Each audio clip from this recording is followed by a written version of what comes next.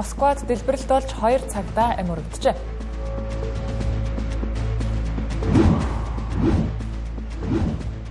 Таиланд, Камбожийн энхийн хэлэлцээрийн үеэр дахин зэвсэгт мөргөлдөөн үүсжээ.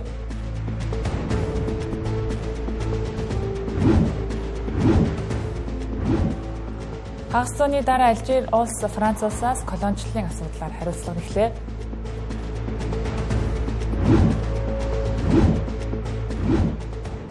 Их Британд Палестиныг дэмжсэн жагсагчид 50 гаруй хоног үлсгэлэн зарлажээ.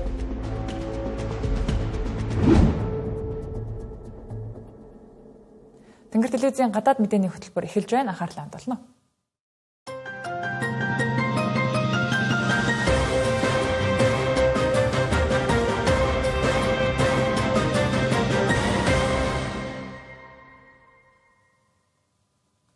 Энэ 7 хоногт Москва хотод дахин дэлбэрэлт болж 3 хүн амиа алдсны дотор замын цагдаагийн 2 албан хаагч байжээ. Оросын мөрдөн шалгах хорооны мэдээлснээр Москва хотын Элецкай гудамжинд эргүүл хийж явсан замын цагдаагийн 2 албан хаагчид с сэжигтэй этгээдийг цагдаагийн машинтай ойрхон байгааг анзаарч шалгахаар дөхөх үед нь тухайн хүн тесрэх төхөөрөмж ажилласан байна. За дэлбэрэлтийн улмаас цагдаа нар газар дээр ам өргөцсөн бөгөөд 3 дахь хүн нь с сэжигтэн өөрөө байж болзошгүй гэж Оросын хэвлэлүүдээс мэдээлж байгаач одоогоор албан ёсоор баталгаажааг байна. Энэхүү дэлбэрэлт нь даваа гарагт Москва хотод болсон өөр нэгэн томоохон халдлага болсон газартай ойролцоо газар болсон юм. За тухайн өдөр Оросын армийн дээд албан тушаалтан Дислэгч генерал Фаниль Сарваровын сууж явсан машины доор тесрэх бөмбөг сойрлуулсан хэрэг гарсан.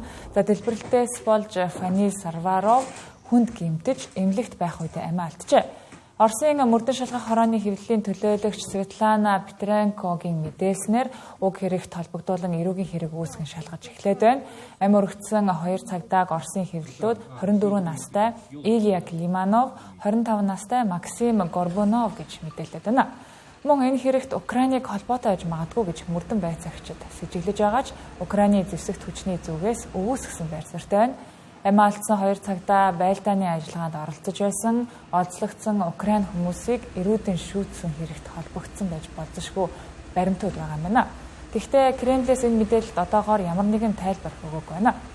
Даваа гарагийн дэлбэрэлтийн тухайд Оросын эрх баригчид халдлагын ард Украин байгаа гэж сэжиглэж байгаагаа хэдийн мэдэгдсэн ч нотлох баримт одоогоор нэглэгдээгүй байна. Мөн 2 дэлбэрэлт хоорондоо холбоотой эсэх нь тодорхойгүй байна. Ташин дуртахад эхний дэлбэрэлтийн улмаас ам өргөцсөн Фаниль Сарваров нь Оросын зэвсэгт хүчний байлдааны бэлтгэл сургалтын газрын дараагаар ажиллаж байсан. Сүүлийн 1 жилийн хугацаанд Москва хотод бөмбөгдөлтөөр амнасаа алдсан 3 дахь өндөр албан тушаалтан болж байгаа юм. Энэ сарын 7-ны өдөр Таиланд, Камбожийн хилийн дагуу мөргөлдөөн үүснээс хойш 20 хоногийн дараа буюу өчигдөр анх удаага Бан Паккат Пайлын хилийн бомбдод 2 талын эрх баригчид албан ёсны яриа хэлэлцээр хийж эхэллээ. Гэвч хэлэлцээртэй давхцсан зэвсэгт мөргөлдөөн дахин дэгдэж гал нээсэн тохиолдлууд гарсан байна. Өчигдрийн байдлаар Камбожийн талаас Таиландын Сисакет сурын мужууд руу пуужингаар дайралт хийсэн бол Таиландын талаас их буу, танк, нисгэгчгүй онгоцоор хариу цохилт хийсэн болохоо албаныхан мэдэгдсэн. Үүний улмаас нэг Таиланд цэрэг шархтаж Камбожийн цэргүүд хэд хэдэн баазууд сүдсэн байна. Камбожийн эрх баригчид Таиландыг Батамбанг муж банан дүүрэгт хийсэн агаарын дайралтуудад мөн энгийн иргэдийн орон сууцыг санаатай онилсон гэж буруутгаад байна. Ингэхдээ Бантея, Мианчай мужид 2 энгийн иргэн галд өртөн шархтаж ойролцоох сургуулийн сурагчид дайралтын улмаас сургуулиасаа зогтон гүйж байгааг баримтжуулж авчээ. Дайралт 2 улсын албаны хүмүүсийн уулзалт эхлэхдээ зэрэг шахуу гарч хэлэлцээний туршид үргэлжилсэн байна. Энэхүү уулзалтыг Камбож, Таиландын хил хууль сахиулах байгууллагуудын хооронд зохион байгуулж байсан бөгөөд Зүүн Өмнөд Азийн улс орнуудын холбооны төлөөллөд ажиглагчаар оролцжээ.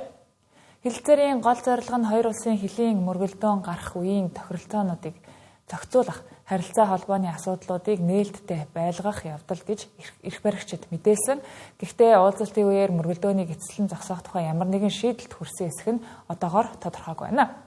За энэ оны ихээр Америк нэгдсэн улс Малайзийн зуулчлалаар 2 улсын хооронд байгуулагдсан төр зуурын эвлэрэл нуран унсны улмаас нөхцөл байдал иймдээ хүрээд байгаа юм. За тухайн түүхийн хуудсыг эргээд сөхөх юм бол энэхүү олон жил үргэлжилсэн хилийн маргаан анх колоничлалын үед хуваарлагдсан 800 км үргэлжлэх хилийн зурвас газрын зохион байгуулалт энэ хэсэгт орших эртний сүм хийдийн төлөөх тэмцлээс үүджээ. Одоогийн байдлаар энэ онд мөргөлдөөний улмаас Таиланд, Камбожийн нийт 40 гаруй иргэн амь насаа алдаж ойролцоогоор 1 сая хүн орон гэргүй болоод байна.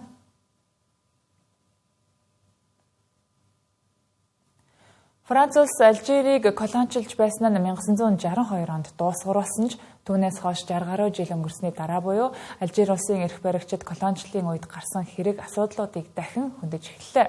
Тодорхойлбол Алжир улсын парламент өчигдөр Францаас хариуцлага нэхэх зорилго бүхий хууль баталсан байна. Ингэхдээ колоничлалын үед гарсан зөрчлүүдэд хариуцлага тооцож нөхөн олгоор шаардах тухай заалтуудыг багтаажээ. Санал хураалтын үеэр Алжир улсын парламентын гишүүд улсынхаа төрийн далбааны өнгөтэй оролтоор ижилсэж Алжир улсын эв нэгдэл мөнхөд оршиг хэмээн уриалжуулаа. За үүнийг нь ч иргэдэн дотооддоо ихээхэн дэмжиж байгаа юм байна. Алжир улсын газар нутаг дээр хийсэн цөмийн туршилт, дээрэм хүний эрхийн зөрчлүүд гэх мэт зөрчлүүдэд Франц улсыг буруутай гэж үзэж байгаа юм байна. За ялангуяа хууль бусаар хүний амьд хүрсэн, эрүүд нь тамалсан, олноор хоморглон устгасан буюу геноцид үйлдсэн болон уугуул иргэдийг шахан гадуурхаж байсан зэргийг онцлоод байгаа юм байна. За Алжир улсын эрх баригчид эд хөрөнгийн болон ёс зүйн хохирлыг Франц улсаас бүрэн нөхөн олохыг шаардах эрх байгаа гэж үзэж байгаагаа илэрхийллээ. Тухайлбал парламентын дарга Ибрахим Бугали энэ хууль нь манай улсын иргэдээр зогсохгүй олон улсад ч Алжир үндэстний дурсамжийг устгах боломжгүй гэдгийг ойлгуулах болно гэж хэлжээ. За энэ хууль нь олон улсын хэмжээнд албан ёсоор хэрэгжих эрх зүй ач холбогдол одоогоор байхгүй ч шинжээчдийн үзэж байгаагаар улс төрийн болон бэлэгдлийн талаараа асар өндөр ач холбогдолтой болохыг хэлж байна. За мөн Алжирийн колоничлалын түүхтэй холбоотой асуудалд өөрчлөлт гарах боломжтой гэж байгаамаа. Иргэн сануулхад Франц улс 1830-аас 1962 оны хооронд одоогийн Алжир улсыг колоничилж байсан. Харин 1954-өөс 1962 оны тусгаар тогтнолын дайнд ойролцоогоор 1.5 сая хүн амь насаа алдсан гэсэн тооцоод байдаг. Хэдийгээр Францын ерөнхийлөгч Эммануэль Макрон колоничлалыг хүн төрөлхтний эсрэг гэмт хэрэг гэж ярьдагч тэрээр Алжир улсаас албан ёсны уйжлалт гуйхаас татгалзжээ. Мөн Францын засгийн газар Алжирийн парламентын уг санал хураалтын талаар яриа мэдэгдэл хийхээс татгалзсан байна. Зөвхөн өчигдрийн баталсан хуулиас гадна хоёр улсын хоорондын харилцаа сүүлийн жилүүдэд нууцсаар ирсэн. Франц улс 2024 онд баруун Сахарын нутаг дэвсгэрийг Марокко улсын мэдээлэлд өгч автономит засаглалтай болгосон. За тухайн үед Алжир улсаас уг шийдвэрийг хүчтэй эсэргүүцэж баруун Сахарын Сахрави ард түмнийг тусгаар тогтнуулах хэрэгтэй гэж үзэж байсан юм а. Үүнээс жилийн дараа хоёр улсын ерөнхийлөгчид хамтын хэлэлцээрийг сэргээх амлалт өгөөд байсан боловч 2025 оны 4-р сард Парис хотноо Алжир улсын дипломатчлан хоёр иргэнийг баривчилснаар бүтлгүүтж байжээ. Их Британд Палестиныг дэмжсэн жагсагчдын үйл ажиллагааг хянах зорилгоор шинэ хууль баталж хориг гаргаад 6 сар гаруй хугацаа өнгөрөөд байна. Хуульд тусгагдсан заалтуудаас харуул Израиль Палестины дайны асуудал дээр нэг талыг барьсан бүлгүүдийн үйл ажиллагааг дэмжиж олонд сурталчилж болохгүй гэж чухал заалт байгаа. За мөн тухайн бүлгүүдийн логог олонд харуулах, нэрээр нь лоозон зааж жагсах, эсвэл хандив цуглуулах. За гэвч энэ хугацаанд Палестины төлөөх хөдөлгөөний жагсагчид эсэргүүцлээ илэрхийлсэн хэвээр ингэхдээ уг хуулийг зөрчсөн хэрэгээр олноороо баривчлагдаж байсан. За эргээд сануулхад мягмар гарагт уур амьсгалын өөрчлөлтийн эсрэг тэмцэгч Грета Тунбергийг уг хэрэгээр баривчилсан. Харин өнөөдрийн тухайд баривчлагдаад шүүх хурлаа хүлээж байсан жагсагч эмэгтэй 50 гаруй хоног үсгэлэн зарсны эцэст биеийн модож эмнэлэгт хүргэвджээ. Тодорхойлох юм бол Эми Гардинер Гибсон Аму Глеб гэх нэрээр олонд танигдсан энэ эмэгтэй 11-р сарын 2-наас хойш шоронд хоригдсон цагаасаа үсгэлэн зарлаж эхэлсэн байна. Харин энэ 7 хоногт биеийн байдал нь асар муудаж, эмнэлэгт хүргэгдсэн тул үсгэлэнгөө зогсоож байгаагаа үүгээр мэдэгджээ. Тэрээр анхны үсгэлэн зарласан жагсагч биш юм. Түүний өмнө 3 өөр хоригдол эсэргүүцэл илэрхийлэн зарлаж байсан. Одоогийн байдлаар өөр 4 жагсагч эсэргүүцлийн үсгэлэнгөө зогсоож шүүх хурлаа хүлээцгээж байна. Тэдний ял авах уу үгүй юу гэдгийг Их Британий дээд шүүх хянан хэлэлцэн. За тэднийг сэжигтнээр татсан үндэслэл болох Палестиныг дэмжсэн хөдөлгөөнийг хоригт үндэслсэн шүүхийн шийдвэр эх оны ихээр гарах төлөвтэй байгаамаа. Шүүх хурал болох болоогүй байхад хоригдож байгаа с жигтнүүдийн эрх ашгийг хамгаалах тал дээр засгийн газраас арга хэмжээ авахгүй бол дээд шүүхэд нэхэмжлэл гаргаж магадгүй гэж жагсагчдын өмгөөлөгчид анхааруулсан байна.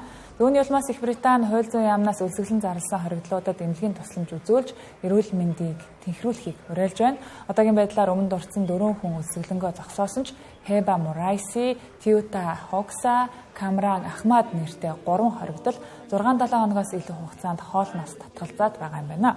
Мөн дэмжигчдийн зүгээс эрүүл мэндийн суурь өвчтэй нэг хүн хооллохоо үе зогсоож завсарлагатай мацаг барьж байгаа тухай мэдээлсэн. Ингэснээр нийтдээ 8 хүн уг үлсгэлэнгийн эсрэг үүсэлд оролцоод байна.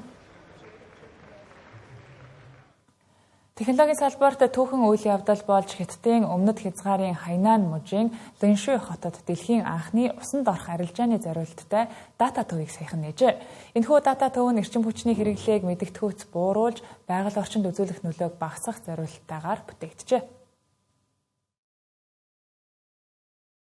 Энэхүү шинэ байгууламжийн захиргаан хэрэглээг ойролцоогоор 30%-аар хэмнэхээс гадна ус болон газар нутгийн чухал нөөцийг хамгаалж Хайнаны чөлөөт худалдааны бомбын доктортой хөгжлийг дэмжиж байгаа гэлээ. Энэхүү байгууламжийг хариуцаж байгаа High Cloud Data Center Technology компанийн техникийн мэргэжилтнүүд дата төвийн загвар болон байршил нь далайн усны байгалийн хөргөлтийн давуу талыг ашиглах боломж олгож байгаа гэлээ. Далайнд орох дата төвийн давуу талуудын нэгдүгээрт эрчим хүчний хэрэглээг эрс бууруулна гэдг нь яхаа аргагүй орно. Далайн усны эргэлтэнд суурилсан идэвхгүй хөргөлтийн системийг ашигласнаар ижил хүчин чадалтай газар дээрх дата төвтэй харьцуулахад цахилгааны хэрэглээг ойролцоогоор 30%-аар бууруулдаг байна.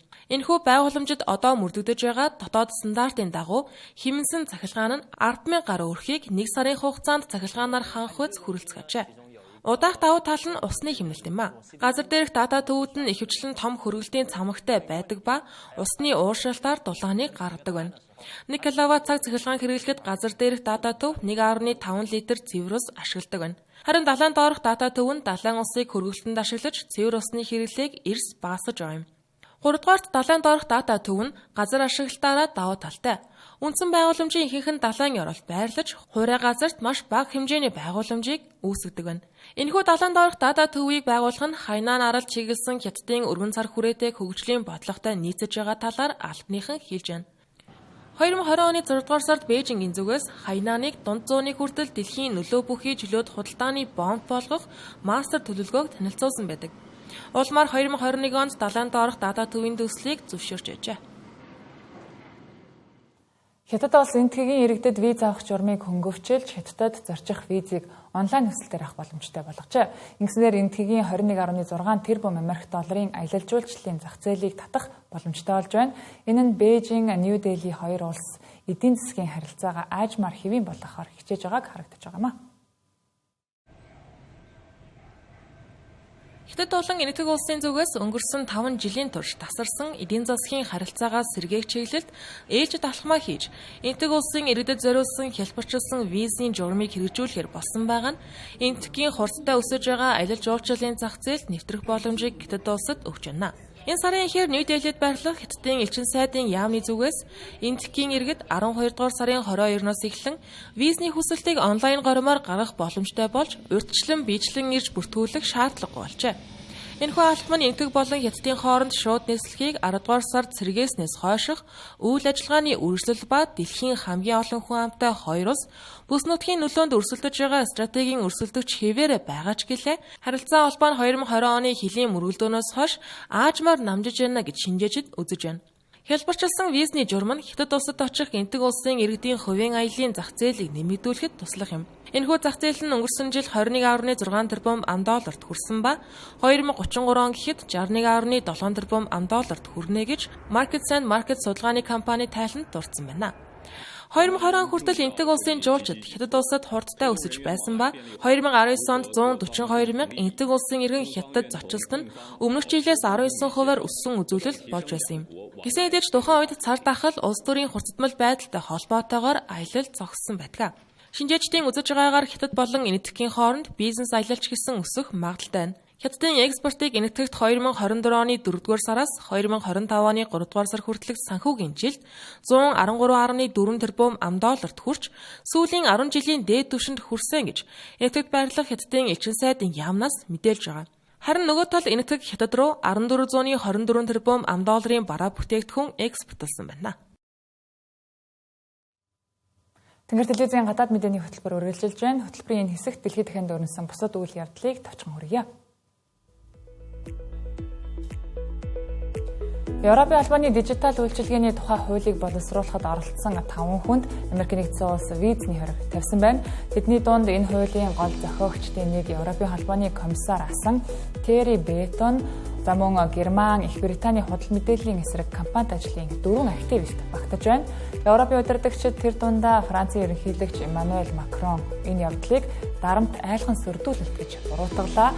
Америк нэгдсэн улсын хоригийн тухайд технологийн авраг компаниудыг зохицуулах Европын албаны оролдлогыг эсэргүүцэх зорилготой компанид ажлынхаа нэг хэсэг гэж хэлж байна.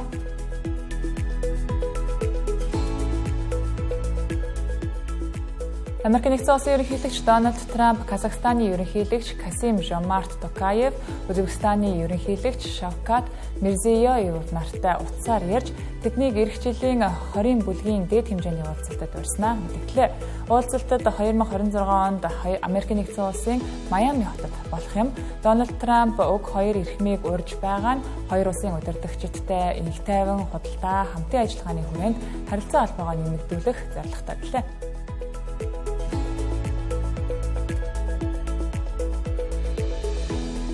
Украин улс энхийн хэлэлцээний хүрээнд Донбасс дахь өөрийн хяналтад байгаа 30 орчим хувь газар нутгаа цэрэггүй чөлөөт эдийн засгийн бус болгохыг зөвшөөрчээ. Энэхүү Украин цэргүүдэд татсны хариуд Орос улс Америк нэгдсэн улсын дэвшүүлсэн энхийн төлөвлөгөөнд гарын үсэг зурх ёстой. Украины ерөнхийлөгч Владимир Зеленский энэ алхмыг хэцүүчилсэн дайныг дуусгахын төлөө хийж буй шийдвэр гэдгийг хэллээ.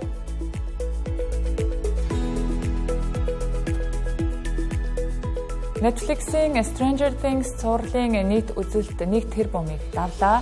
Ингэснээр Netflix-ийн түүхэнд хамгийн өндөр үзүүлэлтийг тогтоож байсан Wednesday, Squid Game зэрэг хит бүтээлүүдийг ардаа орхижээ.